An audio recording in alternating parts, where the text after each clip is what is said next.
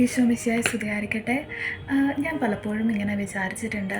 അതായത് നമ്മുടെ ഏറ്റവും കൂടുതൽ നമ്മൾ പാപം ചെയ്യുന്നത് നമ്മുടെ ഹൃദയത്തിലാണ്, നമ്മുടെ ചിന്തകളിൽ, നമ്മുടെ വിചാരങ്ങളിലാണ് നമ്മൾ ഏറ്റവും കൂടുതൽ പാപം ചെയ്യുന്നത്. ഞാൻ പലപ്പോഴും വിചാരിച്ചിട്ടുണ്ട്. അതായത് നമ്മുടെ ഹൃദയത്തിലെ വിചാരങ്ങൾ എന്ന് പറയുന്നത് എന്താ, നമ്മുടെ കയ്യിൽ നിന്ന് വിട്ടുപോയ ഒരു ഹൈഡ്രജൻ ബലൂൺ പോലെ. അത് പിന്നെ അങ്ങ് പാറി പാറി പറഞ്ഞ് ഇതിൽ കൂടെയൊക്കെ പോകുന്നതെന്ന് നമ്മൾക്ക് പോലും അറിയത്തില്ലല്ലേ. അപ്പം നമ്മൾ എപ്പോഴും അതിൽ നിന്നാണ് എപ്പോഴും ഏറ്റവും കൂടുതൽ നമുക്ക് ടെംപ്റ്റേഷൻസ്, നമുക്ക് പ്രലോഭനങ്ങളെല്ലാം വരുന്നത് നമ്മുടെ ഹൃദയത്തിൽ നിന്നാണ്, നമ്മുടെ വിചാരങ്ങളിൽ നിന്നാണ്. അപ്പോൾ ഇങ്ങനെ ലൂക്കായുടെ സുവിശേഷം 6-ാം അധ്യായം 45-ാം വാക്യത്തിൽ ഇങ്ങനെ പറയുന്നുണ്ട്, നമ്മുടെ നല്ല മനുഷ്യൻ തൻ്റെ ഹൃദയത്തിലെ നല്ല നിക്ഷേപത്തിൽ നിന്ന് നന്മ പുറപ്പെടുവിക്കുന്നു, ചീത്ത മനുഷ്യൻ തിന്മയിൽ നിന്ന് തിന്മ പുറപ്പെടുവിക്കുന്നു.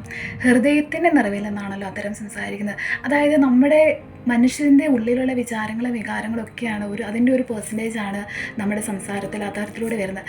അപ്പോൾ അതിൽ നമ്മൾക്ക് പ്രാർത്ഥിക്കാൻ പറ്റിയ വചനം പറഞ്ഞ് പ്രാർത്ഥിക്കാൻ പറ്റിയ ഒരു വചനമായിട്ട് നിങ്ങൾക്ക് ഇന്ന് കാണിച്ചു തരുന്നത് സങ്കീർത്തനങ്ങളുടെ പുസ്തകം 19-ാം അധ്യായം 14-ാം വാക്യമാണ്.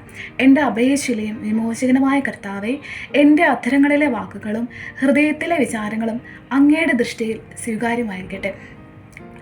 എൻ്റെ അപേക്ഷയിലെയും വിമോചകനുമായ കർത്താവേ, എൻ്റെ അധരങ്ങളിലെ വാക്കുകളും ഹൃദയത്തിലെ വിചാരങ്ങളും അങ്ങയുടെ ദൃഷ്ടിയിൽ സ്വീകാര്യമായിരിക്കട്ടെ. അതായത് ഇത് വചനം നമുക്ക് പറഞ്ഞ് പ്രാർത്ഥിക്കായിട്ട് ഓരോ നിമിഷവും നമ്മുടെ ഉള്ളിലേക്ക് വരുന്ന ഓരോ ആവശ്യമില്ലാത്ത ഓരോ തോട്ട്സ്, വിചാരങ്ങൾ, ടെംപ്റ്റേഷൻസ് ഇതെല്ലാം വരുമ്പോഴത്തേക്കും നമുക്ക് ഈ വചനം പറഞ്ഞ് പ്രാർത്ഥിക്കാം. സങ്കീർത്തനങ്ങൾ 19-14.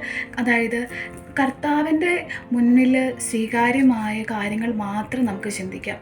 കർത്താവിൻ്റെ മുന്നിൽ സ്വീകാര്യമായ കാര്യങ്ങൾ മാത്രം ചിന്തിക്കുമ്പോഴത്തേക്കും നമുക്ക് കൂടുതലായിട്ട് വചനം പാലിക്കാൻ പറ്റും. നമുക്ക് കൂടുതലായിട്ട് ഈശോനെ പറ്റി മാത്രം ഓർക്കാൻ പറ്റും. ഈശോനെ കൂടുതലായിട്ട് സ്നേഹിക്കാൻ പറ്റും.